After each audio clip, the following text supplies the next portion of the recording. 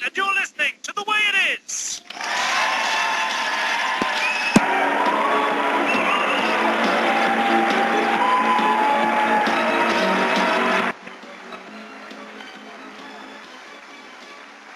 Headlines tonight. IRA thrive on Beetle Drive. Something old, something new. London Mayor, we don't care. Something borrowed, something blue. Cook attacks royal snack. I'm getting married.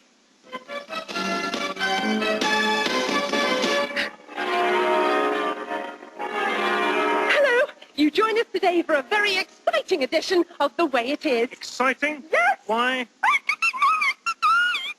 Yes, Lolly will be getting married to David Whelp later in the programme. If you don't want to listen to a live on-air wedding, then you can retune to Radio 4 Longway, where there's a final part of an enthralling three-part documentary on the Cypriot porn industry, narrated by Martin Jarvis.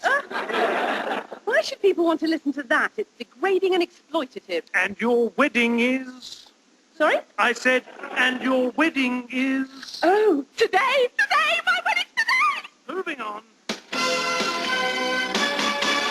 So, the polls say that Ken Livingstone is still the Londoners' favourite for mayor, but do they really mean anything? Here to tell us is Charles Volter. Greetings, Richard. Well, the polls tell us that 93% of Londoners and 1 in 3 Tories want Ken as mayor. But I've gone further than that. I polled everyone who'd been polled and put them in a sort of poll of polls.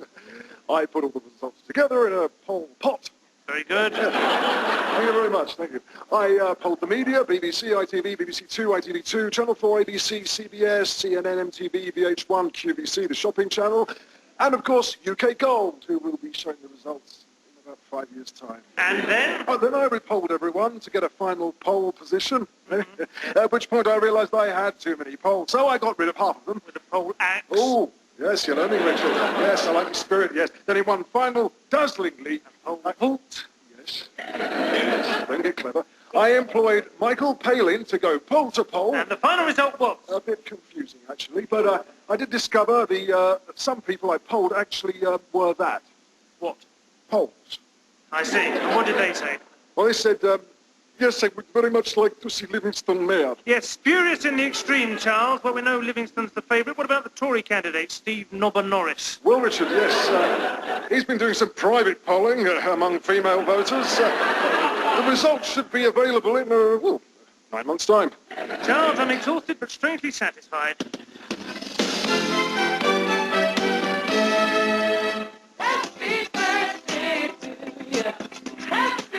This Sunday, the Labour Party will be celebrating its 100th birthday. 100 years of briefly interrupting Tory government. They must be so proud. And like any 100-year-old, they're planning a party. Really? Will they also be swearing at foreigners and wetting themselves when they laugh? I wonder if they'll receive a telegram from the Queen. Dear Labour Party, happy birthday. Please don't abolish me. Love, Liz. Richard, this is a nice story. Don't spoil it. With me is the party organiser, Gary Cale. Gary, what have you got planned for the big night? Lolly, it's going to be a blast. We've got Dee Ream, who'll be playing their new song, Things Have Already Got Better.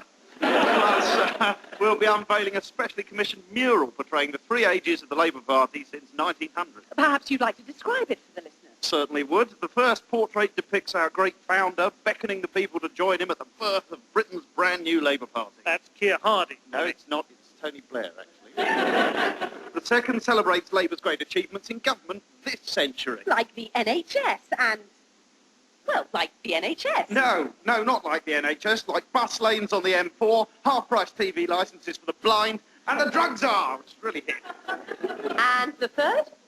The pièce de résistance, a stunning full-size painting of Tony Blair astride an enormous Harley-Davidson motorbike. Why? Why not? Tony loves Renegade, what can I tell you? Can I just interrupt for a moment? Isn't it true that the trade unions, the people who actually founded your party, have not even been invited to celebrations on Sunday? Well, it's true, but the unions are from an older generation, Richard. They don't want to be tripping over the new Labour youngsters at some rave disco. The music's going to be very, very loud, you know. Dee Ream can really pump it out, I've been informed. These days, Labour is not so much beer and sandwiches as ease and Evian. Mr. Cale? Thank you. The sound of a flute made by a Neanderthal 50,000 years ago has been heard once again. The instrument, carved from the leg bone of a bear, was reconstructed by a scientist at Boston University. And we at The Way It Is are now able to bring you the first ever recording of that Neanderthal flute. Yes, here is the music that our ancestors would have heard 50,000 years ago.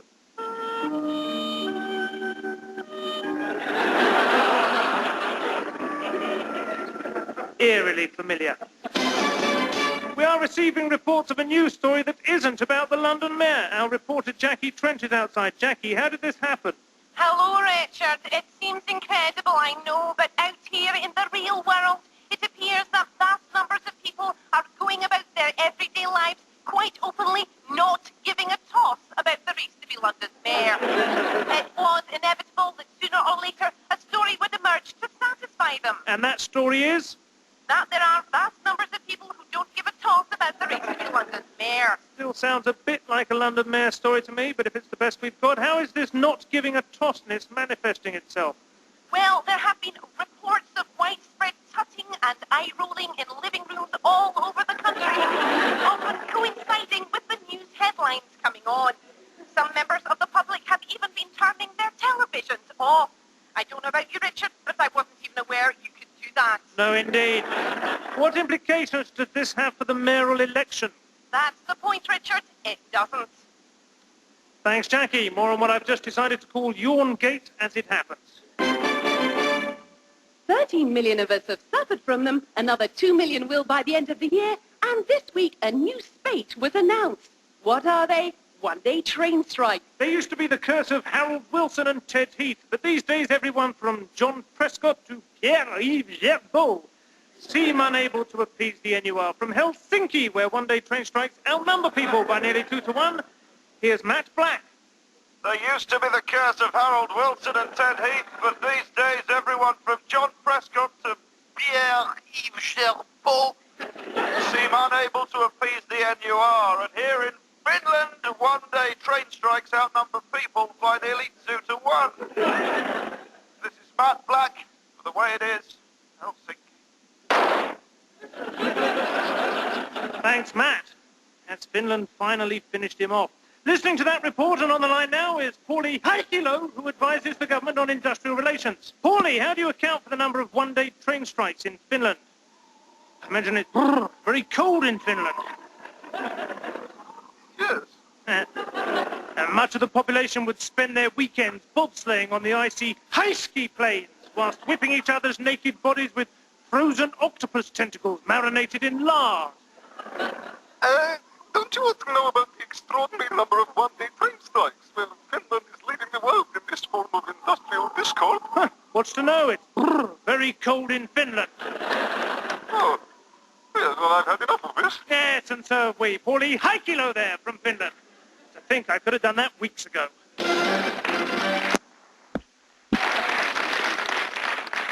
Oh, now on Yawn Gates, Jackie Trent is outside. Jackie, any change in the public mood? Not at all, Richard. People would still rather have their eyes sucked out through their backsides than hear one more word about the London mayor. What is wrong with the public? Don't they care about this major breakthrough in local democracy? It's not so much that, Richard, of being sick of hearing about London all the time, because a lot of them don't even live there. Some people don't even care about the dome. This is apathy gone mad! Thanks, Jackie. With me to discuss the outbreak of public shoulder-shrugging is Mark Fowler from the Campaign for Regional News. Mr. Fowler, you get teased for having the same name as the pale, whinging character from EastEnders? What the hell is EastEnders when it's at home? The BBC's premier soap opera set in East London.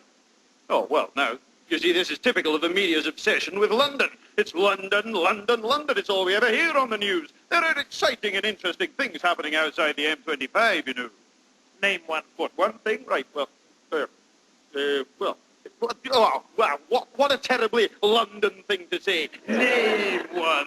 Oh, sorry, I haven't got time to say please. I've got to get on an underground bus and go for a working brunch at, I don't know, Big Benjamin Clock. Oh, chop me out another cappuccino, please. I've got to stay up all night at Hippo Fellows nightclub, drinking great big pints of cocaine. Can't think of one, can you? No, I can't. Got any news on Ken Livingstone at all? That's my boy.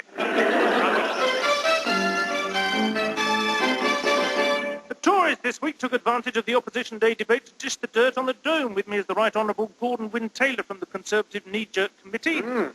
Dish the dirt indeed, Mr. Richard, and I think it's high time that people in this country became aware. That what began life as a bold and exciting vision has become the butt of the nation's joke. Yes, indeed, and furthermore, It's a monument to this trite, self-regarding and bossy government. Exactly, yes, and The problems have flowed directly from the meddling and interference of ministers. Yes, spot on. You're really on the button with this, Mr. Richard, aren't you? No, it's just the innate inability of the Conservative Party to articulate anything other than the completely foreseeable and utterly predictable. Ah, but the Dome. The Dome has turned the corner! Mr. Wynne Taylor, you missed the boat again. In that case, Can I just say that it was all the Tories' idea in the first place? Yes. Don't bother. FBI documents have revealed that the late singer-songwriter John Lennon donated money to the IRA. Joining me in the studio is ex-MI5 intelligence officer Martin Soyle. John Lennon sang All You Need Is Love, Mr. Soyle. He was a peaceful, loving man. Well, I'm sorry to burst your bubble, Lolly, but I'm afraid it's been staring us in the ears all the time. You only have to listen to the song Imagine to cop a gutful of terrorist hate. And I quote, "Imagine there's no countries, it isn't hard to do, nothing to kill or die for, and no religion too. Imagine all the people living life in peace." Yes, quite a gutful there, isn't there? That's about the most bloodthirsty thing I've ever heard. I think I'm going to be ill. Yes, it absolutely gets you right there, doesn't it? Oh, I see, you're being sarcastic. Well, look. If you simply take out the words imagine, there's, countries, isn't, hard, do, nothing to, people living life in. From those lyrics, rearrange what's left and you get kill or die for religion, no peace. That is a clear pro-IRA slogan, if ever there was one. It's a subliminal message. It's too subliminal, Mr. Soyle, in that it's not actually there at all. All right, just you listen to this. I hope someday you'll join us. There, join us. A crystal clear IRA recruitment slogan. Lolly, now I want you to say the words "Imagine there's no countries" really quickly. Imagine there's no countries. Sounds a heck of a lot like Troops Out, doesn't it? I suppose it does a bit. No, it does not. Yoko Ono has denied her late husband had anything to do with the IRA. Yeah, and she's Irish as well, you know. Yoko Ono is Japanese. I think you'll find it's pronounced Yoke Ono. If that isn't a Catholic name, I don't know what is. Thank you, Mr. Soyle.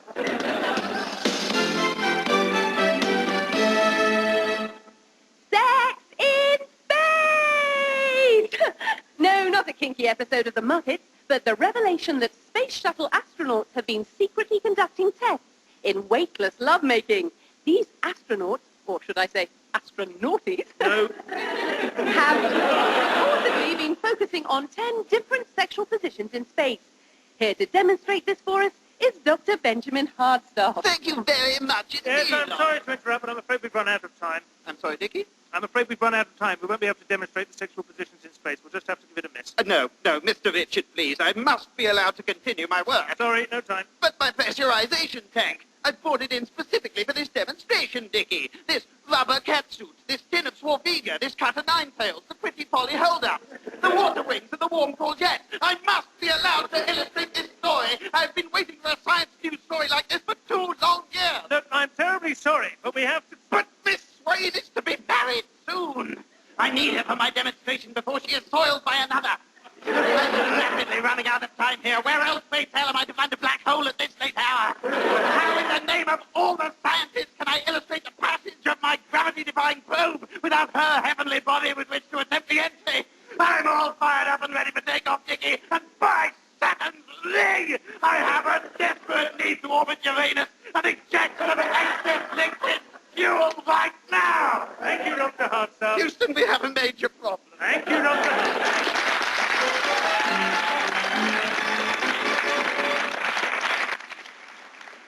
Research funded by Mars has revealed that chocolate is good for your heart. We can look forward to research from Rothmans to say that smoking is exercise for lazy lungs. The Welsh have been in the news again this week, though you may not have noticed them among the real stories. Because of this, the way it is required to opt out and go over live to the straw-covered barn we laughably call our Cardiff studios.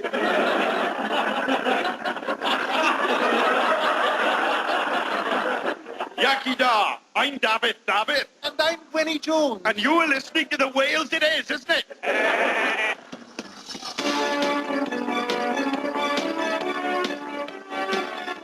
Headlines tonight. Burning cottage, livestock frottage. Gower Peninsula, local sinister. The English are bastards, the English are Daffy. jingle, isn't it?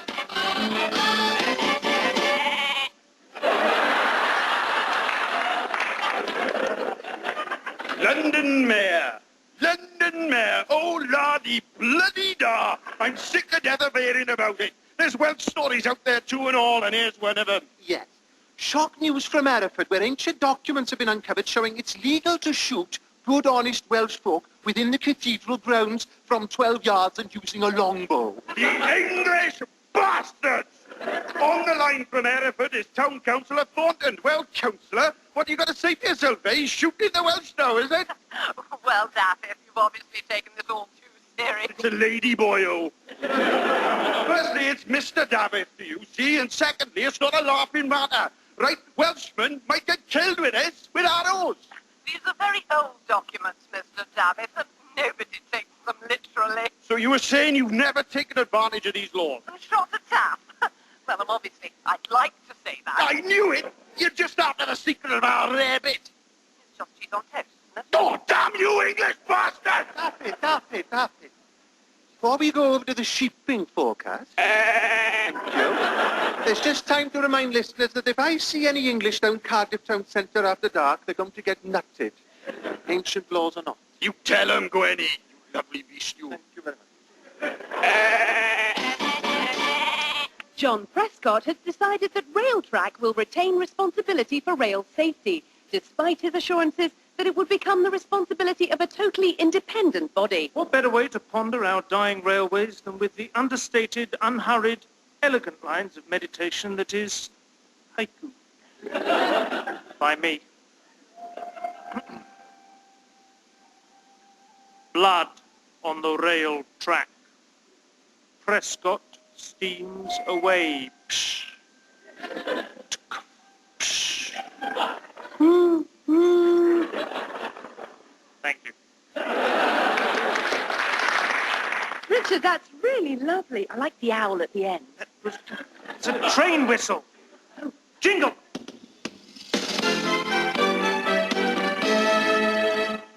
Scientists studying the fate of the Earth have warned that the heat generated by the expansion of the sun will turn parts of our planet into an inhospitable, barren wasteland. So, no change for Birmingham, then. Lolly, your father's arrived for the wedding. Hello, Lottie. You're a bit early, Dad. I know, but I brought you something. You know you're meant to wear something blue when you get married. Well, I'd like you to have this. Your mother wore it on her wedding day. An anorak. Yes. That's right. It was fearful cold when we got married. Thank you, Dad. It's really, really warm. Yeah. Now, about giving me away. No, I'd never give you away, Lolly. Your secret's safe with me. I wouldn't dream of mentioning that you slept with a priest. No. Oh, I see. No, you meant in the matrimonial sense, didn't you? Yes. Yes? Yeah. Right, well, I've been thinking about this, and I believe Richard should do the honours. Richard? Yes, he's been more of a father to you than I ever was. I barely knew you when you were a girl. You were always at school or playing with that posh family up the road with the fancy inside toilet and their books and roof. we never saw you, no. Richard's part of your world now. He should give you away. Well, Richard, do you want to do it? Well, I'd be honoured, Lolly. My feelings towards you have always been quite paternal, except that time at the Christmas party when I was a bit drunk, and even then, you know, That's enough now. Sorry.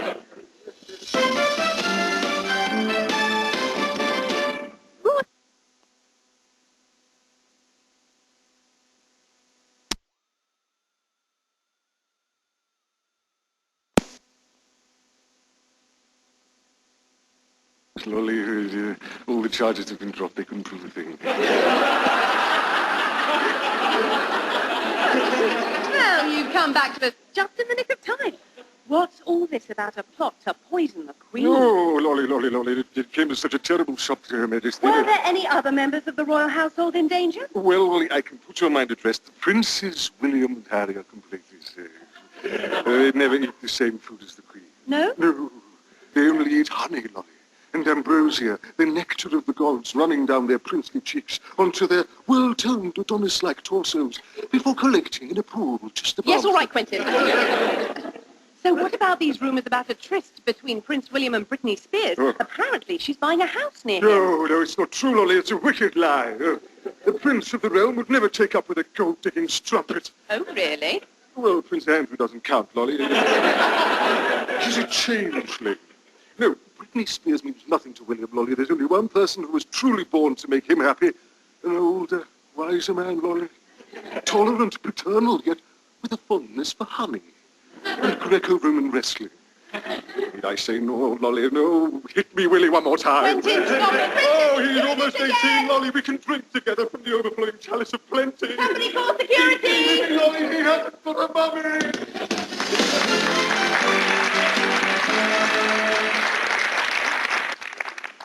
Measures have been brought in this week to prevent relatives of organ donors placing conditions on who is to be the lucky recipient of a second-hand kidney. As if this matter weren't morally complex enough already, here's the feminist spin from Julie Bristol. Once again this week, the government is telling me what to do with my organs. Leave me alone! Women have enough to deal with in life without having to give their organs to men. Why should a man get my liver? My liver is made of sugar and spice and all things nice. Men's livers are horrible and full of weed. Why should they get my kidneys? I don't want my kidneys going down the pub telling jokes about women drivers and Charlie Dimmock. I don't want my brain to be wasted on fantasy football and plumbing and jazz. The only thing I want a man to have is my womb. Then he'd know what it's like to be a woman. Organ donor. Organ eyes for breasts of women more like. Leave my seed alone.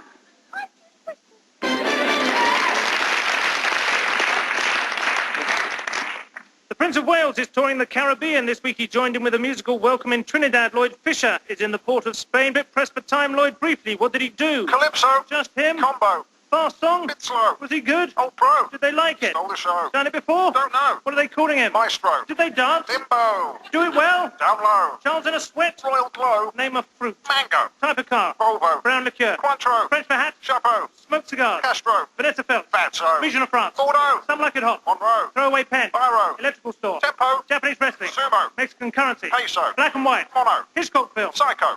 And another. Vertigo. One more. Oh. Thanks, Lloyd. And now, the moment a few people may conceivably have been waiting for, Lolly's wedding, live on air. Though some have questioned which is more thinly veiled, the bride or the attempt to up ratings, we have asked our most senior correspondent to lend this media event some sense of gravitas. So as I prepare to give away the bride, it is over now to James Gravelax. Over is right, Richard, for so much is over here today, while so much is just about to begin. Seeing Lolly's cheeks, pink as radishes, set off by her beautiful, almost white wedding dress. Who could fail to be reminded of such fairy tale weddings as those of Charles and Diana, Ricky and Bianca, and of course in my own recent and eye-opening experience, Eric and Martin. In front of me I can see the altar or desk where stands the very Reverend Jez Wright, resplendent in cassock, surplice, collar, and God posse baseball cap. Standing in front of him, the groom, David Whelp, in his smartly polished Oxford-style robes, and behind David, the congregation, including Richard, who favours the Cambridge brogue, but is otherwise strikingly similar to Lolly's intended husband. And Lolly's father, Michael, wearing what appears to be a blue woman's anorak. Sure, Richard. Doesn't David remind you of anyone? A weasel in Savile Row tailoring? Oh, don't be so hard on yourself, Richard. What are you talking about? Come on, Richard, stop chatting. It's time for you to give me away to my beloved. Jez is ready.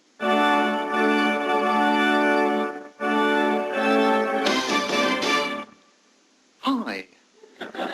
I'm going to marry a man. Let me explain. Get on with it, Jez. Right. You know, as I look at these two young people before me, I wonder if they're experiencing any pre-wedding nerves. Most of us do. I know I felt that when I married my young Vietnamese wife. When I ordered her from the Hanoi Brides by Post catalogue, I could have sworn I specified item 527B, size small. But when she arrived, she looked to me and to others more like a 527G large. However, marriage is all about compromise. My wife was willing to waive all her legal rights, and Brides by Post Limited sent me a complimentary clock radio.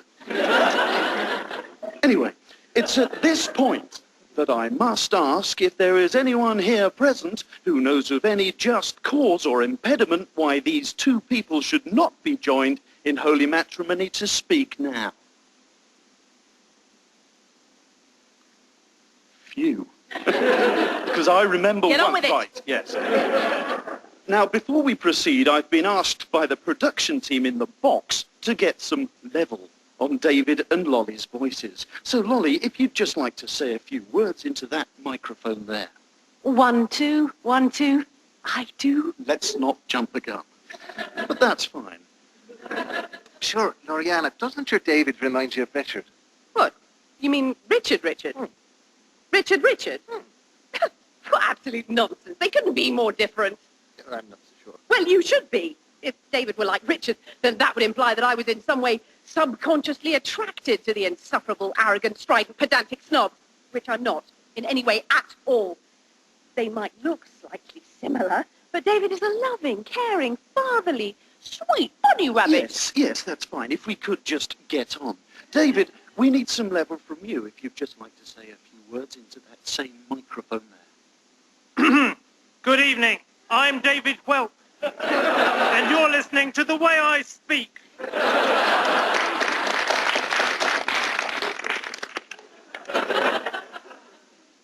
Interesting. Oh, no. Oh, no. Loriana, you're all right. I think I'm going to faint. I'll get some Ribena. David is a Richard. I was going to marry a Richard. A Richard? Yes. What, another actual Richard here in the studio? Yes. Try! No, calm down now. Lolly. Surely you must have seen it. There's no harm done. You can marry Richard instead. No, I can't. Right, let's see. Scenes of terrible devastation here, Richard. Sublimation, transferal, denial and everything. It's really bad. Richard! Take over, James. He's Richard, and she's still Lolly Swain, and that's the way it is. It seems the way it is. It's performed by people. I've got the names here. Simon Evans, Jay Bland, Chris Pablo, and Laura David. And there are writers, would you believe it? John Holmes and Andy Hunt, Simon Blackwell, Dan Robbins and Daniel Pencil, The Fox, whatever that is, Terry Frank Newman, Paul Senior and Howard Bickmo, Simon Denny and Simon Evans, with additional material, no less.